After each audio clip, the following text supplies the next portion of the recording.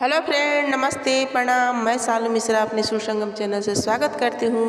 तो आज मैं सुनाऊंगी, बहुत सुंदर है, शिव चर्चा भजन है। जैसा भी लगे कमेंट में बताइएगा आप लोग।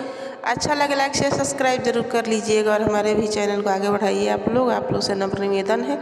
तो चलिए आनंद लीजिए हमारे शिव चर्चा भजन को। एक बार बोलिए शंकर भगवान की जय। चर्चा परचा में छपवाएब हो, डर के करा से बा। चर्चा परचा में छपवाएब हो, डर के करा से बा। एक तो जे डर बाटे अपना ससुरा जी से, एक तो जे डर बाटे ससुरा जी से। उनके बॉम्बे भेजवाइब हो, डर के करा से बा। उनके बॉम्बे भेजवाइब हो, डर के करा से बा। चर्चा परचा में छपवाइब हो, डर के करा से बा। एक तो जे डर बाटे अपना ससुर जी से, एक तो जे डर बाटे अपना ससुर जी से। उनके कुंभ मेला भेजवाएब हो, डर के करा से बा। उनके कुंभ मेला भेजवाइब हो, डर के करा से बा। चर्चा परचा में छपवाइब हो, डर के करा से बा।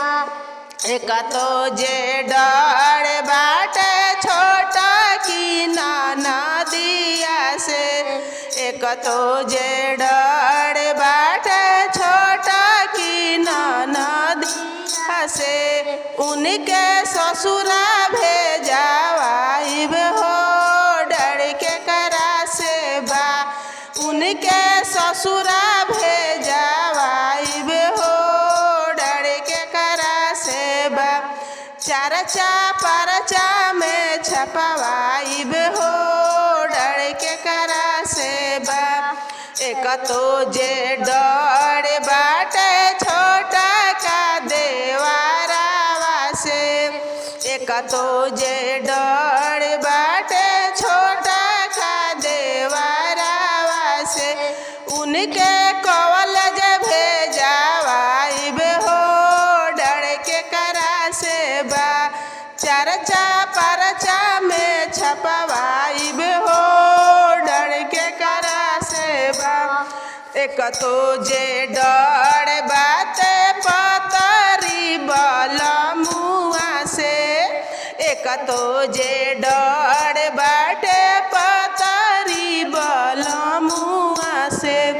उनसे ड्यूटी करावाइब हो, डर के करा से बा।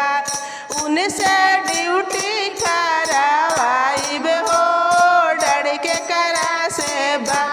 चर्चा परचा में छपवाइब हो,